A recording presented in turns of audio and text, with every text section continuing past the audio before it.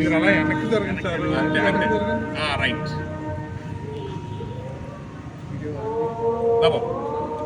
అందరికీ నమస్కారం.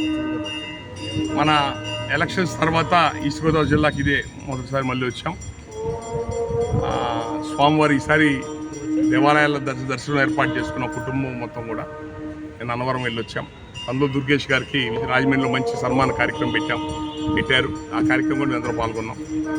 ఈ మధ్య గుంటూరులో దాదాపు 16 మంది ఎమ్మెల్యేలు ఎమ్మెల్సీలకు అందరికి కూడా మన కాపు ఉద్యోగ సంఘాలు చేసి ఆధ్వర్యంలో వాళ్ళని ముందు పెట్టి బలమైన కార్యక్రమాన్ని నిర్వహించాం.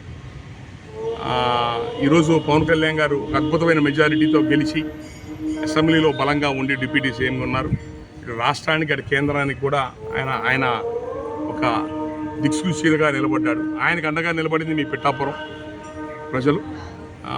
పవన్ కళ్యాణ్ గారిని ఆయన అప్పుడు ఎలక్షన్స్ అప్పుడు అందరూ 2-3 సార్లు రావడం జరిగింది.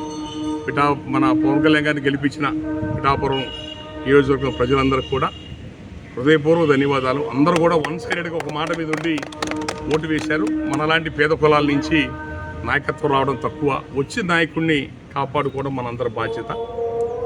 దయచేసి ఇదే ఐకమత్యంతో అందరూ కలిసి చైతన్యంతో ముందుకెళ్లాలని కోరుకుంటున్నాను. పవన్ కళ్యాణ్ గారు రేపు నిజంగా ఆయన మన నియోజకవర్గానికే కాదు రాష్ట్రానికి కూడా పట్టిపోయిన ఆంధ్రప్రదేశ్ మళ్ళీ కాళ్ళు పెట్టుకోవాల్సిన అవసరం ఉంది. కేంద్రంలో కూడా ఎంపీలు తగ్గితే అక్కడ ప్రభుత్వం ఏర్పాటు కూడా ఈ కూటమే కారణం, ఆ కూటమి ఏర్పాటుకు పవన్ కళ్యాణ్ గారే కారణం. అలాంటి పవన్ కళ్యాణ్ గారు మీ నియోజకవర్గం నుంచి ఉన్నారు. ఈరోజు దేశానికి రాష్ట్రానికి ఒక విధంగా అండగా నిలబడ్డ వ్యక్తి మీ నియోజకవర్గం నుంచి మీరు ఎమ్మెల్యే గెలిపించి పంపించారు. ఆయనకి ఎప్పుడు అండగా ఉండండి. ఆయన ఖచ్చితంగా ఆయన వల్ల ఈ రాష్ట్రానికి దేశానికి మంచి జరుగుతుంది.